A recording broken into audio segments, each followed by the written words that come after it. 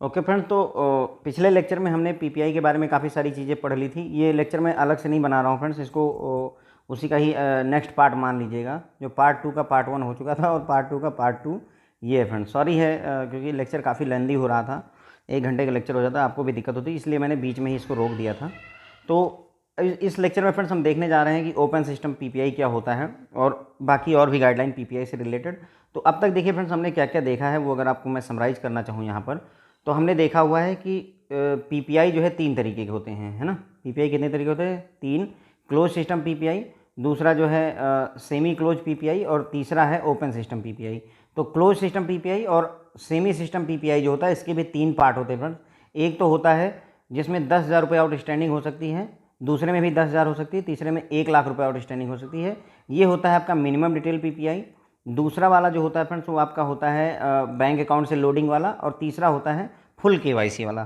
तो इन सभी बातों के बारे में फ्रेंड्स हम पिछले लेक्चर में देख चुके हैं। अब यहाँ पर हम स्टार्ट कर रहे हैं ओपन सिस्टम पीपीआई के बारे में फ्रेंड्स। ओके, तो ओपन सिस्टम पीपीआई क्या होता है? जो हर जगह जो है मतलब यूज हो सकता है, इसमें कोई रिस्ट्रिक्शन नहीं है, कैश विड्रॉल भी अलाउ होता है, हर चीज़ होती रहती है। तो वैसे वाले को हम ओपन सिस्टम पीपीआई कहते हैं। तो open system PPI, these PPIs are issued only by banks. पहली कंडीशन ये होती है कि इसे केवल बैंक कर सकते हैं। तो अगर यहाँ पर मैं बात करूँ, देखिए जो क्लोज सिस्टम पीपीआई था उसको केवल जो है नॉन बैंक करते थे। कौन करता था? नॉन बैंक करते थे, जैसे रिलायंस ट्रेंड, बिग बाज़ार वगैरह। जो आपका सेमी क्लोज वाला है फ्रेंड्स, वो बैंक प्लस नॉन बैंक दोनों कर सकते हैं। और जो आपका ओपन वाला है ये सिर्फ बैंक पर होता है। तो यहाँ पर मैंने एक साथ ही बता दिया, क्लोज सिस्टम पीपीआई केवल नॉन बैंकिंग एंटिटी इशू करती हैं। Semi close system PPI bank and non bank both are eligible to issue. Open system PPI only bank can issue. ठीक है, क्लियर हो गई ये बात। तो these PPIs are issued only by banks and are used by any merchant. ठीक है, at any merchant, किसी भी मर्चेंट पर purchase of goods and services के लिए, including financial services, remittance facility, fund transfer, इन सभी पर्पज के लिए ओपन सिस्टम पीपीआई को यूज किया जाता है। ये ओपन सिस्टम पीपीआई इशू किया जाता है बैंक द्वारा। ठीक है, इसका यूज जो है किसी भी जो है मतलब गुड्स और सर्विसेज को परचेज करने के लिए यूज किया जा सकता है, इसमें कोई दिक्कत नहीं है। Banks issuing such PPI shall also facilitate cash withdrawal at ATM, POS, business correspondence. तो जो बैंक इस तरीके के ओपन सिस्टम पीपीआई इशू करेंगे उसमें कैश विड्रॉल की भी फैसिलिटी होती है। अभी तक ध्यान रखिएगा, ना तो क्लोज सिस्टम में आप इशू मतलब विड्रॉल कर सकते हैं और ना ही सेमी क्लोज में कैश विड्रॉल कर सकते हैं। केवल ओपन सिस्टम में एटीएम वगैरह से, पॉइंट ऑफ सेल पे, या बीसी एजेंट जो होते हैं, बिजनेस करेस्पॉन्डेंट एजेंट जो होते हैं, उनके जरिए आप कैश विड्रॉ करते हैं। सिर्फ ओपन सिस्टम में ही अलाउ होता है, ना तो क्लोज में और ना ही सेमी क्लोज में ये अलाउ होता है। तो अब यहाँ पर हम समराइज करना चाहें तो इशू किया जाता है इसे बैंक द्वारा, कैश विड्रॉल अलाउ होता है, थर्ड पार्टी यूजेज अलाउ होते हैं। अगर ये कहीं भी यूज किया सकता है, ऐसा नहीं है कि रिलायंस ट्रेंड में नहीं यूज होगा या कहीं नहीं, क्योंकि बैंक ने इशू किया है तो बात ही खत्म हो जाती है, एक तरीके से आपका डेबिट कार्ड ही हो जाता है फ्रेंड्स। ओके, क्लियर हो गई ये बात। तो आपका ओपन सिस्टम पीपीआई कौन इशू करता है? बैंक इशू करते हैं। गुड्स एंड सर्विसेज को परचेज करने के लिए, रेमिटेंस के लिए इसे यूज किया जा सकता है। इसमें जो है कैश विड्रॉल की फैसिलिटी भी मिलती है, चाहे आप एटीएम से विड्रॉ कर लीजिए, पॉइंट ऑफ सेल पॉस से विड्रॉ कर लीजिए, या बीसी एजेंट बिजनेस करेस्पॉन्डेंट के जरिए भी कर सकते हैं। इसे इशू किया जाता है बैंक द्वारा, कैश विड्रॉल अलाउ होता है, थर्ड पार्टी यूजेज अलाउ होते हैं। अब यहाँ पर एक बार ज़रा सा क्लोज सिस्टम और सेमी क्लोज को भी मैं बता देता हूँ, एक बार यहाँ पर कंपेयर देख लीजिए। तो ये क्लोज सिस्टम में देखिए, जो क्लोज सिस्टम होता है वो नॉन बैंक द्वारा इशू होता है, नॉन बैंक द्वारा। सेमी क्लोज जो है आपका बैंक द्वारा और नॉन बैंक द्वारा, दोनों द्वारा इशू हो सकता है। जबकि आपका जो ओपन सिस्टम है वो केवल बैंक द्वारा होता है। कैश विड्रॉल इसमें अलाउ होता है ओपन सिस्टम में, ना तो कैश विड्रॉल क्लोज वाले में अलाउ होगा और ना ही सेमी क्लोज वाले में कैश विड्रॉल अलाउ होगा। थर्ड पार्टी यूजेज इसमें अलाउ होते हैं। क्लोज वाले में थर्ड पार्टी यूजेज भी अलाउ नहीं होते हैं। सेमी क्लोज वाले में अलाउ होता है, लेकिन उस ऑर्गेनाइजेशन का, उस एंटिटी का कॉन्ट्रैक्ट होना चाहिए तब अलाउ होता है। ठीक है मैम, तो ये इतनी बातें यहाँ पर अब आप कंपेयर बेसिस पर देख लीजिए, कंफ्यूज मत होइएगा, बहुत ही क्लियर कट दिमाग में बना करके चलिएगा फ्रेंड्स। ओके, अब यहाँ पर हम बात करेंगे कि ओपन सिस्टम जो पीपीआई होते हैं उसके कितने टाइप होते हैं फ्रेंड्स। ओके, तो चलिए शुरू करते हैं। Open system PPI can be issued only by banks, हमने पहले ही जान लिया। Who have RBI approval to issue such PPI, तो इसे ऐसे पीपीआई को इशू करने के लिए आरबीआई का अप्रूवल चाहिए। तो अगर अब आरबीआई के अप्रूवल की बात करूँ तो देखिए, क्लोज सिस्टम जो क्लोज सिस्टम पीपीआई होते हैं उसके लिए केवल आरबीआई का अप्रूवल नहीं चाहिए होता है। और आरबीआई का अप्रूवल इसलिए नहीं चाहिए क्योंकि कोई ऐसे रिलायंस ट्रेंड ने अपना कार्ड अगर इशू किया है तो उसे पेमेंट का पार्ट नहीं माना जाता है, इसलिए आरबीआई का अप्रूवल नहीं चाहिए। जबकि सेमी क्लोज के लिए और जो है ओपन दोनों के लिए आरबीआई के अप्रूवल की ज़रूरत होती है, चाहे बैंक इशू करे चाहे नॉन बैंक इशू करे। ओपन वाला बैंक इशू करते हैं केवल, सेमी वाला बैंक और नॉन बैंक दोनों इशू करते हैं, क्लोज वाला केवल नॉन बैंक इशू करते हैं। अब there is only one type of open system PPI. अब यहाँ पर देखिए जो आपका क्लोज सिस्टम पीपीआई था उसमें कोई टाइप नहीं था, सेमी क्लोज वाले 3 टाइप के हुए, सेमी क्लोज वाले 3 टाइप के हुए फ्रेंड्स। आउटस्टैंडिंग 10,000 वाला एक हुआ, दूसरा आउटस्टैंडिंग 10,000 वाला हुआ और एक आउटस्टैंडिंग 1 लाख वाला हुआ। 10,000 वाला मिनिमम डिटेल है ना, मिनिमम डिटेल पीपीआई बोला गया। दूसरे वाले को दूसरे वाले को बोला गया था, हाँ, बैंक अकाउंट से लोडिंग वाला बोला गया था। और तीसरे वाले को हम बोलते हैं इसे बोलते हैं full KYC PPI. Semi close के टाइप बता रहा हूँ फ्रेंड्स आपको। देखिए रिलेटिवली हम पढ़ते चलेंगे, बार बार रिवीजन करेंगे तो ही आपको याद रहेगा, वरना वहाँ 1 मिनट में भी गलती हो सकती है, ठीक है। तो there is only one type of open system PPI. Open system PPI सिर्फ एक टाइप की हो सकती है विथ बैलेंस ऑफ 1 लाख रुपये, जिसमें 1 लाख रुपये का बैलेंस हो सकता है, which can be issued after completing KYC of the PPI holder. तो फुल केवाईसी पीपीआई ही इशू हो सकता है। अब हमें यहाँ पर बात क्लियर हो जाती है कि अगर ओपन सिस्टम पीपीआई कोई इशू करवाना चाहता है कस्टमर, तो फुल केवाईसी के बगैर वो संभव नहीं है। इसमें आउटस्टैंडिंग किसी भी मोमेंट पर मैक्सिमम कितना हो सकता है, 1 लाख रुपए का आउटस्टैंडिंग, किसी भी समय पर बैलेंस की आउटस्टैंडिंग 1 लाख रुपए हो सकती है, ठीक है फ्रेंड। अब उसके बाद में फीचर्स देखेंगे ओपन सिस्टम पीपीआई के। रीलोडेबल होते हैं, कोई दिक्कत नहीं है, रीलोड किए जा सकते हैं।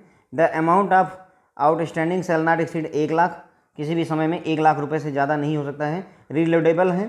फुल केवाईसी जहाँ भी होगी फ्रेंड, ध्यान रखिएगा आउटस्टैंडिंग 1 लाख रुपए ही होगी, चाहे वो आपका फुल केवाईसी सेमी क्लोज हो तब भी आउटस्टैंडिंग 1 लाख है, और फुल केवाईसी आपका ओपन सिस्टम वाला होता ही होता है तो उसमें भी आउटस्टैंडिंग 1 लाख रुपए ही होती है। इसे परचेज करने के लिए, फंड ट्रांसफ़र के लिए और कैश विड्रॉल तीनों काम के लिए यूज कर सकते हैं, ये बात हमने पहले ही समझ ली है। अब एक यहाँ पर बात होती है कि कोई लिमिट है क्या जो है पीपीआई में, बाई कैश या इलेक्ट्रॉनिक मीन्स से अगर हम लोडिंग करना चाहते हैं तो क्या कैश लोड करने की पीपीआई में कोई लिमिट है? तो yes friends, cash loading of PPI limited to 50,000 रुपये पर मंथ। ध्यान रखेंगे यहाँ पर कि अगर आप कैश लोड करवाना चाहते हैं, कैश से लोडिंग करवाना चाहते हैं अपने पीपीआई को, तो मैक्सिमम जो है 50,000 रुपये एक महीने में आपके पीपीआई में लोड हो सकता है। ध्यान रखेंगे, यहाँ मैं पीपीआई की बात कर रहा हूँ, किसी पर्टिकुलर पीपीआई की बात नहीं कर रहा हूँ। आपका प्रीपेड पेमेंट इंस्ट्रूमेंट की मैं बात कर रहा हूँ, ओपन सेमी या जो भी हो उसकी बात मैं नहीं कर रहा हूँ यहाँ पर। तो किसी भी पीपीआई में आप ज़्यादा से ज़्यादा 50,000 रुपये हर महीने कैश के तौर पर लोड कर सकते हैं।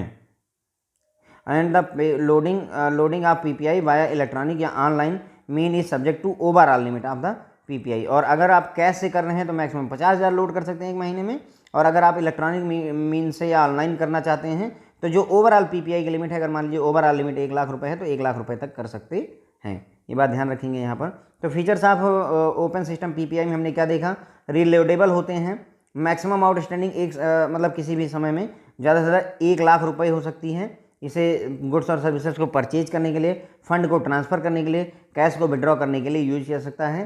पीपीआई में मैं लोडिंग करवाना चाहता हूँ बैलेंस और कैश के थ्रू करवाना चाहता हूँ तो ज़्यादा से ज़्यादा एक महीने में मैं 50,000 रुपये लोड करवा सकता हूँ।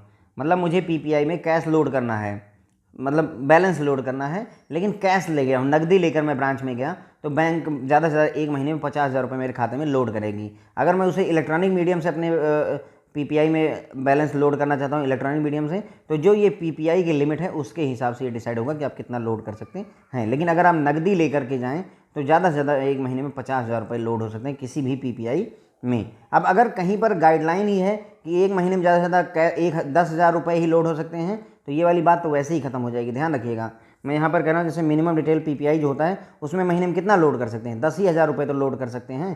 तो जब उसमें 10,000 लोड कर सकते हैं तो 50,000 कहाँ से आ जाएगा? तो वहाँ पर उसी की गाइडलाइन चलेंगी जो उस पर्टिकुलर इंस्ट्रूमेंट की गाइडलाइन है। अब यहाँ पर कुछ general guideline open system PPI के बारे में बात करेंगे।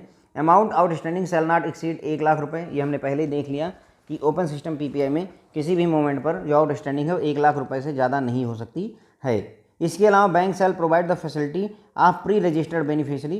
ठीक है, तो इसमें क्या होगा कि बैंक जो है फैसिलिटी प्रोवाइड करेगा कि अगर पीपीआई होल्डर चाहे तो वो अपने बेनिफिशियरी को ऐड कर सकता है। पीपीआई चाहे होल्डर चाहे तो अपने बेनिफिशियरी को ऐड कर सकता है। ऐड करने के लिए उसे अपने बेनिफिशियरी जिसको भी पैसे भेजने हैं उसकी बैंक अकाउंट डिटेल देनी होगी, या अदर पीपीआई अगर वो चाहता है, मतलब एक कार्ड से, प्रीपेड कार्ड से दूसरे प्रीपेड कार्ड में भेजना चाहता है तो उसकी डिटेल दे दें। अगर एक प्रीपेड कार्ड से दूसरे अकाउंट में भेजना चाहता है तो इस अकाउंट की डिटेल दे दें। वो डिटेल उसको देनी पड़ेगी, जिसके जरिए वो क्या करेगा, अपने बेनिफिशियरी ऐड कर पाएगा। ठीक है। अब जो पीपीआई दूसरा पीपीआई होगा वो सेम इश्यूअर का हो सकता है या डिफरेंट इश्यूअर का भी हो सकता है, बशर्ते की परमिशन होनी चाहिए। तो बैंक क्या करेगा यहाँ पर कि फैसिलिटी देगा बेनिफिशियरी ऐड करने की। जैसे हम लोग नहीं ऐड करते हैं अपने नेट बैंकिंग वगैरह में, बेनिफिशियरी ऐड करते हैं और उसके बाद में उसको पैसे ट्रांसफ़र कर पाते हैं, तो उसी तरीके से पीपीआई में भी आपको बेनिफिशियरी ऐड करने का ऑप्शन दिया जाएगा। आप बैंक अकाउंट डिटेल दे करके भी ऐड करवा सकते हैं। अगर दूसरे पीपीआई में ही ट्रांसफ़र करना चाहते हैं, एक प्रीपेड इंस्ट्रूमेंट से दूसरे प्रीपेड इंस्ट्रूमेंट में आप ट्रांसफ़र करना चाहते हैं तो वो भी कर सकते हैं, उसमें भी कोई दिक्कत नहीं है। PPI issued by the same issuer या डिफरेंट इश्यूअर से, अगर सेम इश्यूअर का है तो भी ठीक है। जैसे सेम इश्यूअर मतलब हो गया, जैसे रिलायंस ट्रेंड का रिलायंस ट्रेंड में ट्रांसफ़र करना चाहते हैं या रिलायंस ट्रेंड से बिग बाज़ार में ट्रांसफ़र करना है, तो उस तरीके से इश्यूअर के ऊपर डिपेंड करता है, तो ये भी किया जा सकता है। तो इसमें फ़ायदा क्या होता है कि जो ये आपका एक बार आपने बेनिफिशियरी रजिस्टर कर दिया तो आप जो है जो फंड ट्रांसफ़र की लिमिट है वो 1 लाख रुपए हो जाती है। और अगर आप बेनिफिशियरी नहीं रजिस्टर करते हैं तो जो फंड ट्रांसफ़र की लिमिट होती है 10,000 रुपये पर मंथ होती है। बस ये बात ध्यान रखिएगा कि अगर जो है आपका बेनिफिशियरी ऑलरेडी रजिस्टर्ड है पीपीआई में तो मैक्सिमम महीने में 1 लाख रुपए पर मंथ की ट्रांसफ़र की लिमिट होती है पर बेनिफिशियरी के हिसाब से, ध्यान रखेंगे। तो transfer limit shall not exceed 1 lakh रुपए पर मंथ पर बेनिफिशियरी। तो ये फ़ायदा हो जाता है कि अगर आपका रजिस्टर्ड बेनिफिशियरी है तो आप जो है हर महीने उसको 1 लाख रुपए ट्रांसफ़र कर सकते हैं। और अगर आपने रजिस्टर नहीं कर रखा है तो ऑल अदर केसेस में जो ट्रांसफ़र की लिमिट है वो सिर्फ 10,000 रुपये महीने ही होती है। PPI issuer shall set the limit within their ceiling taking into account of risk profile of the PPI holder. तो जो पीपीआई इशूअर है, जो बैंक है, वो अगर पीपीआई इशू करेगा तो ये जो लिमिट है उसको अपने हिसाब से सेट कर देगा, जिस हिसाब से कस्टमर की रिस्क प्रोफाइल हो या जितना जो भी ऑपरेशनल रिस्क वगैरह के चांसेज हो उस हिसाब से ये लिमिट सेट भी की जा सकती है। लेकिन ये ब्रॉडर गाइडलाइन यही है फ्रेंड्स। ओके, तो जनरल गाइडलाइन हमने ओपन सिस्टम पीपीआई के बारे में क्या देखा, अमाउंट ऑफ स्टैंडिंग किसी भी समय पर 1 लाख से ज़्यादा नहीं हो सकती है। ठीक है। उसके बाद में बैंक जो है प्री रजिस्टर्ड बेनिफिशियरी का कॉन्सेप्ट देगा, यानी कि पीपीआई होल्डर चाहे तो अपने बेनिफिशियरी ऐड करवा सकता है। वो बेनिफिशियरी 2 तरीके से ऐड करवा सकता है, अकाउंट की डिटेल दे करके या दूसरे पीपीआई की डिटेल दे करके बेनिफिशियरी ऐड करवा देगा। एक बार बेनिफिशियरी अगर आपने ऐड करवा दिया तो इनको आप जो है पर बेनिफिशियरी 1 लाख रुपये 1 महीने में ट्रांसफ़र कर सकते हैं। और अगर आपने प्री रजिस्टर नहीं करवाया है तो मैक्सिमम आप 10,000 रुपये का फ़ंड ट्रांसफ़र कर सकते हैं। बस ये इतना डिफरेंस होता है फ्रेंड्स। ओके, उसके बाद में फ़ंड ट्रांसफ़र की लिमिट ऑल अदर केसेस में अगर वो रजिस्टर्ड नहीं है तो 10,000 रुपये पर महीने ही होती है। अब कुछ जनरल गाइडलाइन हम यहाँ पर देखेंगे पीपीआई की। यहाँ पर ध्यान रखिएगा, मैंने ये जो गाइडलाइंस बताई हैं फ्रेंड्स आपको, ये ओपन सिस्टम पीपीआई की बताई है, ओपन सिस्टम पीपीआई की बताई है। अब जो मैं बात कर रहा हूँ वो सिर्फ जनरल पीपीआई की बात कर रहा हूँ, प्रीपेड इंस्ट्रूमेंट की बात कर रहा हूँ, सभी पर लागू होगी। तो all the PPI issued in the country have a minimum validity period of 1 year. तो ये कहते हैं कि अगर कोई भी प्रीपेड इंस्ट्रूमेंट इशू होगा तो उसकी जो वैलिडिटी कम से कम 1 साल होनी चाहिए। ये टर्म्स एंड कंडीशन है, समझ लीजिए। From the date of last loading और रीलोडिंग ऑफ द पीपीआई, जब लास्ट बार जो है लोड किया गया, रीलोड किया गया है पीपीआई को, उससे 1 साल इसकी वैलिडिटी होनी चाहिए। अगर PPI issuer are free to issue PPI with a longer validity, अगर कोई 3 साल 4 साल का भी पीपीआई इशू करना चाहता है वैलिडिटी के साथ तो कोई इशू नहीं है। लेकिन कम से कम कितने साल की वैलिडिटी होनी चाहिए किसी भी पीपीआई की, 1 साल तो होनी चाहिए। In case of PPI issue in the form of card, अब किसी ने जो पीपीआई है उसे कार्ड के रूप में अगर इशू किया हुआ है और उस पर डेट लिखी हुई, मान लीजिए अप्रैल 2021 ऐसे लिखा हुआ है, जब तो इस केस में क्या होगा, जब ये डेट एक्सपायर करेगी मतलब वैलिडिटी की, तो वो उसका रिप्लेसमेंट कस्टमर सीख कर सकता है, चाहे तो अपने जो है ईश्वर से मांग सकता है कि अब आप इसको रिप्लेस कर दीजिए। वही बात यहाँ पर लिखी हुई है। ठीक है। तो जनरल गाइडलाइन में हमने ये देखा कि कोई भी पीपीआई जो हमारे देश में इशू होगा उसकी मिनिमम वैलिडिटी पीरियड 1 साल होती है from the date of last loading और last reloading of the PPI. जब लास्ट बार लोड या रिलोड किया गया है उससे 1 साल की वैलिडिटी मिनिमम होनी चाहिए। ज़्यादा समय की वैलिडिटी के साथ में आप जो है पीपीआई इशू कर सकते हैं, कोई दिक्कत नहीं है। In case PPI issuer card के रूप में इशू होता है जिसमें वैलिडिटी पीरियड जो है कार्ड पर लिखी हुई है, तो कस्टमर जो है ऑप्शन होता है कि वो रिप्लेसमेंट ले सकता है जब कार्ड एक्सपायर कर जाए। तो अब इशूइंग, लोडिंग, रीलोडिंग पीपीआई में होती है, उसकी गाइडलाइंस देखेंगे। इशुएंस कैसे और लोडिंग रीलोडिंग से रिलेटेड जो भी गाइडलाइन है उसके बारे में हम यहाँ पर पीपीआई के बारे में देख रहे हैं फ्रेंड। तो PPI issuer shall have a clear let down policy daily approved by there board for the issuance of various type and category of PPI and all other activities related. तो कहने मतलब ये है कि अगर कोई भी ऑर्गेनाइजेशन पीपीआई इशू करना चाहता है, प्रीपेड इंस्ट्रूमेंट इशू करना चाहता है, तो उसके बोर्ड ऑफ डायरेक्टर्स द्वारा अप्रूव्ड एक जो है क्लियर कट जो है पॉलिसी होनी चाहिए, ताकि डिफरेंट टाइप के जो वो आपके प्रीपेड इंस्ट्रूमेंट इशू करेगा और अदर एक्टिविटीज़, उसके लिए गाइडलाइन होनी चाहिए, इसमें कोई दिक्कत नहीं है और बोर्ड ऑफ डायरेक्टर द्वारा अप्रूव होनी चाहिए। PPI issuer shall ensure that no interest is payable on PPI balance. अब यहाँ पर ध्यान रखिएगा, ये बहुत अच्छा पॉइंट है यहाँ पर कि मान लीजिए कोई कस्टमर है, वो हर महीने अपने प्रीपेड कार्ड में 10-10 हज़ार रुपये जमा कर रहा है और उसके खाते में उसके मतलब कार्ड में 1 लाख रुपए डिपॉजिट हो गए हैं कुल मिला करके। तो कस्टमर आकर के बोलता है कि मैंने अपने कार्ड में 1 लाख रुपए जमा किया है, आप इस पर मुझे इंटरेस्ट तो दीजिए ही दीजिए 4% का जो सेविंग का मिलता है। तो बैंक बिल्कुल नहीं अलाउ करेगा। ध्यान रखिएगा, पीपीआई जो बैलेंस होता है उस पर कोई भी इंटरेस्ट नहीं दिया जाता है। पीपीआई में आप 1 करोड़ रुपए जो है अपने प्रीपेड इंस्ट्रूमेंट में 1 करोड़ रुपए रख लीजिए, कोई दिक्कत नहीं है, लेकिन आपको एक भी पैसा मिलेगा नहीं। 1 करोड़ आप रख नहीं पाएंगे क्योंकि गाइडलाइन यही है कि किसी भी समय पर जो बैलेंस है अगर फुल केवाईसी है तब भी 1 लाख रुपए से ज़्यादा नहीं हो सकता है फ्रेंड्स। ओके, तो 1 लाख रुपए से ज़्यादा आप नहीं रख सकते हैं किसी भी मोमेंट पे। तो लेकिन चाहे जो भी आप रख लीजिए, कोई भी इंटरेस्ट आपको मिलेगा नहीं। 10,000 20,000 जो भी है उस पर कोई भी इंटरेस्ट नहीं दिया जाता है। PPI shall be permitted to be loaded reloaded by cash. देखिए, अब पीपीआई जो है वो लोडिंग और रीलोडिंग की जा सकती है कैश के द्वारा, नकदी से, बैंक अकाउंट को डेबिट करके, क्रेडिट कार्ड या डेबिट कार्ड से, या कोई दूसरा पीपीआई से भी जो है किया जा सकता है, दूसरे प्रीपेड इंस्ट्रूमेंट से भी किया जा सकता है। अब यहाँ पर ध्यान रखिएगा, ये जनरल गाइडलाइन है फ्रेंड्स। अब कई जगहों पर जैसे हमने देखा है, एक वो सेमी क्लोज्ड पीपीआई जो था उसमें यह था कि वो बैंक अकाउंट से ही लोड होता है, तो उस केस में आप कैश से नहीं कर सकते।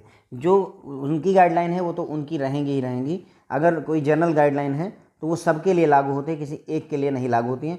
जैसे समझिए, अगर ओवरऑल लिमिट मैंने कहा 1 लाख रुपए है, हर एक कार्ड की ओवरऑल लिमिट 1 लाख रुपए होनी चाहिए, लेकिन एक पर्टिकुलर कार्ड है जिसकी लिमिट 10,000 रुपये ही बताई गई है, तो ये वाला लागू नहीं होता है, जनरल गाइडलाइन लागू नहीं होती है, उस पर उसकी खुद की जो है गाइडलाइन लागू होती है फ्रेंड्स। ओके, तो किसी भी पीपीआई में हम लोडिंग, कैश लोडिंग कर सकते हैं, बैलेंस लोड कर सकते हैं कैश के द्वारा, अकाउंट को डेबिट करके, क्रेडिट और डेबिट कार्ड के द्वारा, या दूसरे पीपीआई के द्वारा कर सकते हैं। अब जिसमें अलाउड नहीं है, जिसमें ये लिखा हुआ है कि सिर्फ बैंक अकाउंट से ही होगा, तो उस केस में आप कैश से नहीं करवा पाएंगे, उस केस में आप जो है क्रेडिट कार्ड डेबिट कार्ड से नहीं करवा पाएंगे। तो ये बात समझ के रखिएगा वहाँ पे। The electronic loading and reloading of PPI shall be done through payment instrument issued only by regulating entities in India. तो मतलब कहने का ये है कि अगर आप इलेक्ट्रॉनिक मीडियम से लोडिंग कर रहे हैं, नेट बैंकिंग वगैरह का यूज करके अगर आप बैलेंस लोड कर रहे हैं, ठीक है, तो ये बात याद रखिएगा कि मतलब जो भी पेमेंट इंस्ट्रूमेंट आप यूज कीजिए वो हमारे देश की जो रेगुलेटेड एंटिटी है इंडिया की, आरबीआई वगैरह द्वारा अप्रूव होना चाहिए और सिर्फ इंडियन रुपए में होना चाहिए। यानी कि ऐसा नहीं है कि आप डॉलर वगैरह में नहीं लोड कर सकते हैं कोई भी पेमेंट इंस्ट्रूमेंट। जैसे आप यूएस से आए और वहाँ से कोई वो चेक ले करके चले आए, तो वो सब यहाँ अलाउ नहीं होगा। वही चीज़ यूज हो सकती है जो payment instrument government of India या जो है रेगुलेटेड एंटिटी जो हमारे देश की हैं, आरबीआई वगैरह, उनके द्वारा परमिटेड होना चाहिए। अब पीपीआई में कैश लोडिंग, अगर आप नकदी लोड करना चाहते हैं तो पीपीआई में मैक्सिमम हर महीने 50,000 रुपये ही लोड किए सकते हैं। कैश लोडिंग की बात कर रहा हूँ, नकदी आप ब्रांच में ले करके गए तो ज़्यादा से ज़्यादा करेंसी लेकर गए, ज़्यादा से ज़्यादा 50,000 रुपये हर महीने आप लोड कर सकते हैं। द पीपीआई में भी इशूड एज कार्ड, पीपीआई को कार्ड के तौर पर, वॉलेट के तौर पर, है ना, इशू किया जा सकता है, एंड एनी अदर फॉर्म, या किसी दूसरे रूप में भी इशू किया जा सकता है। कार्ड भी हो सकता है, वॉलेट भी हो सकता है, या किसी दूसरे फॉर्म में भी हो सकता है, बशर्ते कि वो पीपीआई आपको आपके अकाउंट को एक्सेस दिलवा सके, आपके अमाउंट की एक्सेस दिलवा सके जो भी उस कार्ड पर लोडेड है।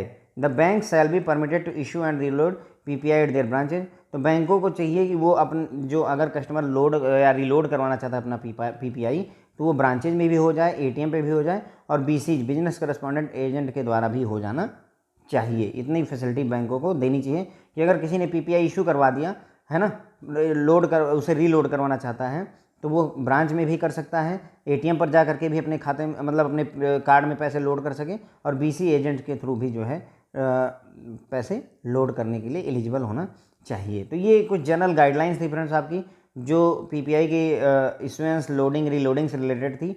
तो पीपीआई इशूअर को पहली बात ये कि जो भी पीपीआई इशूअर होगा उसको बोर्ड ऑफ डायरेक्टर से अप्रूव करवा करके एक क्लियर कट जो है पॉलिसी बनवानी पड़ेगी। किसके लिए?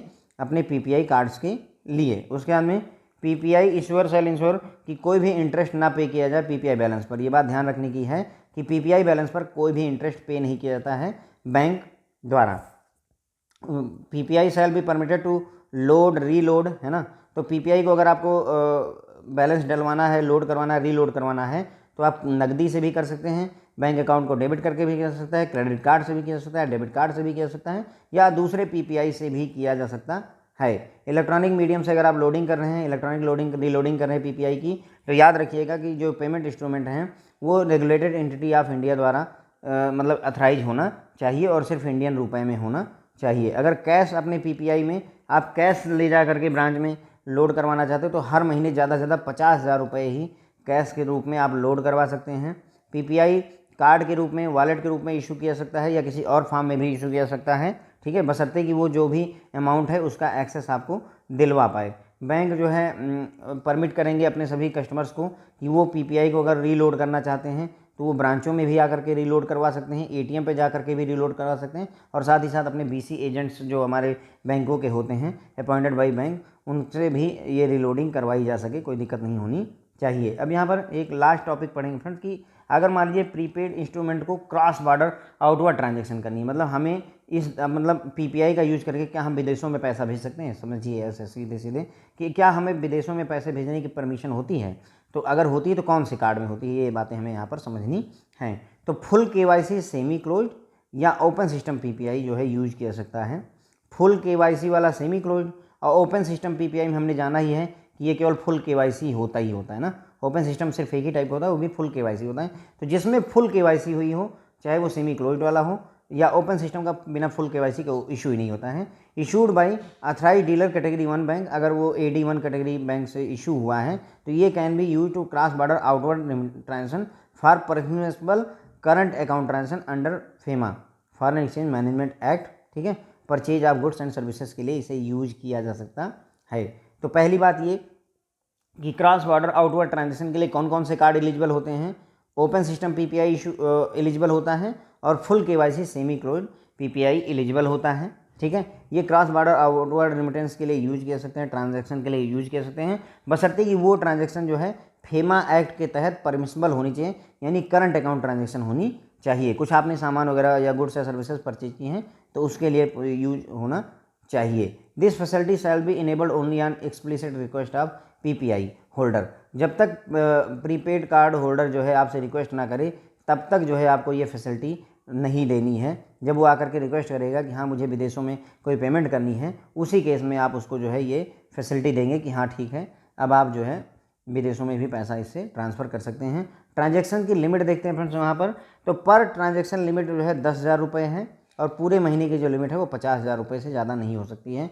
तो इसमें आउटवर्ड ट्रांजैक्शन आपको करनी है करिए, लेकिन पर ट्रांजैक्शन ज़्यादा से ज़्यादा 10,000 हो सकता है और पर मंथ आपका जो है ज़्यादा से ज़्यादा 50,000 रुपये यूज किए जा सकते हैं ट्रांसफ़र के लिए। अब सवाल यहाँ पर यह है कि कौन कौन सी ट्रांजैक्शनें हैं जो अलाउड हैं और कौन कौन सी हैं जो ट्रांजैक्शनें नहीं अलाउड हैं। तो देखिए ट्रांजैक्शन अलाउड वही हैं जो करंट अकाउंट से रिलेटेड ट्रांजैक्शन होती है फ्रेंड, ठीक है। तो permissible current account transaction under FEMA act, है ना, purchase of goods and services करना चाहते हैं तो उसके लिए आप जो है इसको यूज कर सकते हैं, बशर्ते कि आपको जो भी गवर्नमेंट की गाइडलाइन है उनको फॉलो करना होगा।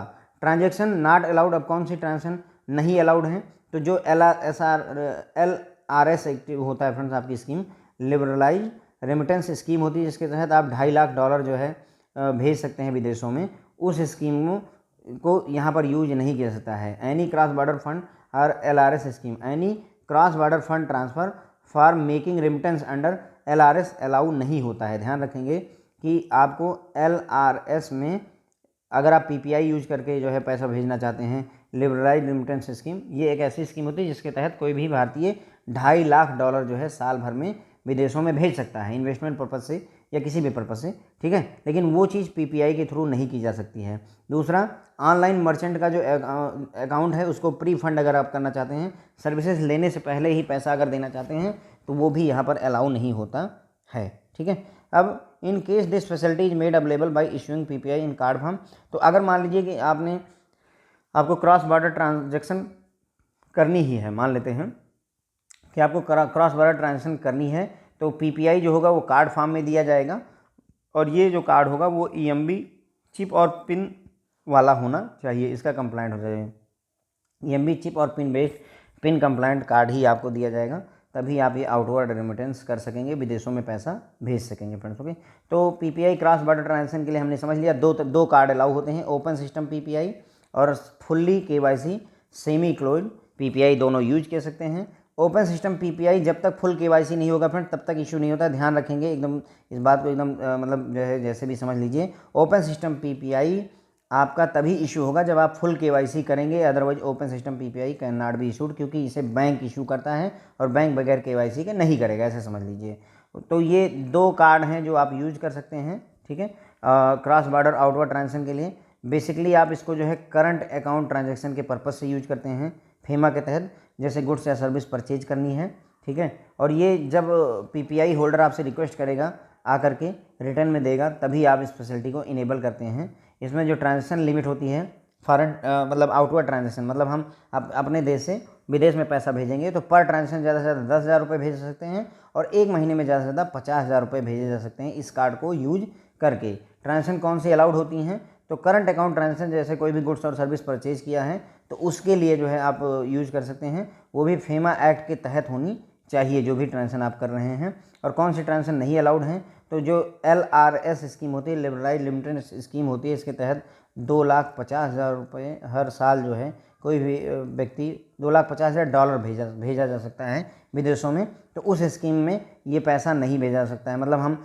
उस स्कीम में के तहत पीपीआई को यूज नहीं कर सकते हैं। और pre funding of online merchant account, अगर कोई ऑनलाइन मर्चेंट अकाउंट है जिसकी अकाउंट की प्री फंडिंग करनी है तो वो भी अलाउ नहीं होती है। अब अगर आपको ये फैसिलिटी लेनी है तो उस केस में आपको कार्ड दिया जाएगा, कार्ड फॉर्म में पीपीआई दी जाएगी, और वो ईएमबी चिप और पिन कंप्लाइंट होना चाहिए फ्रेंड्स। ओके, तो ये हो गई फ्रेंड्स, हमने लगभग पीपीआई के बारे में जितना कुछ भी हम जान सकते थे, मुझे जितना भी रिसोर्सेज मिले उससे मैंने जाना है और बताया आपको।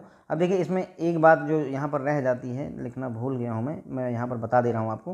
देखिए जैसे आउटवर्ड ट्रांजैक्शन है वैसे ही क्रॉस बॉर्डर इनवर्ड ट्रांजैक्शन भी अलाउ होती है फ्रेंड्स। ओके, इनवर्ड ट्रांजैक्शन भी अलाउ होती है, बशर्ते कि याद रखिएगा कि जो पीपीआई होगा आपका जो पीपीआई होगा उसमें ज़्यादा से ज़्यादा 50,000 रुपये जो है विदेशों से, मतलब आपके पीपीआई में एक साथ में आ सकते हैं, बस इतनी ही कंडीशन होती है। पीपीआई से विदेशों से पैसा आ सकता है, लेकिन ज़्यादा से ज़्यादा 50,000 रुपये आ सकता है एक बार में, बस इतनी ही कंडीशन होती है। इनवर्ड ट्रांजैक्शन की मैं बात कर रहा हूँ, विदेशों से पैसा आपके प्रीपेड इंस्ट्रूमेंट में आ रहा है, पीपीआई में आ रहा है।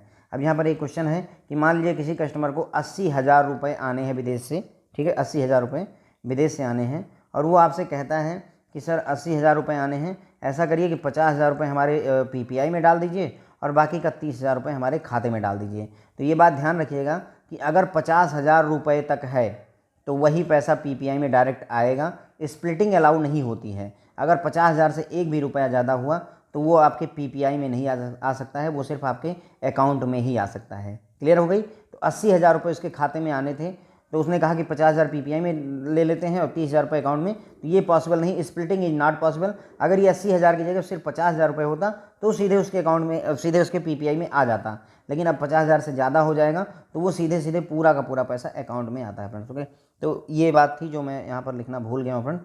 तो आई होप अब आप लोगों को काफ़ी हद तक क्लियर हो गया होगा।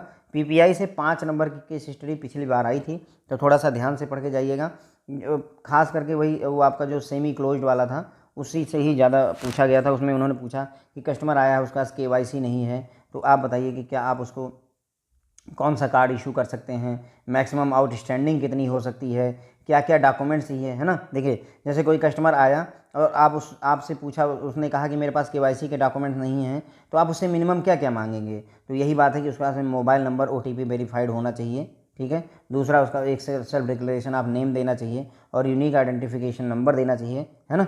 इतनी बातें होनी चाहिए। उसके बाद में मान लो अगर कस्टमर आपके पास आता है तो उसको आपने कोई कौन सा कार्ड इशू करोगे, तो हम मिनिमम डिटेल पीपीआई मान लीजिए इशू कर दिया, तो उसमें मैक्सिमम आउटस्टैंडिंग कितनी हो सकती है किसी समय पे। तो इस तरीके से मतलब क्वेश्चन उन्होंने पूछे थे फ्रेंड्स। ओके, आई होप आप लोगों को काफ़ी हेल्प मिलेगी इससे। Thank you so much friends.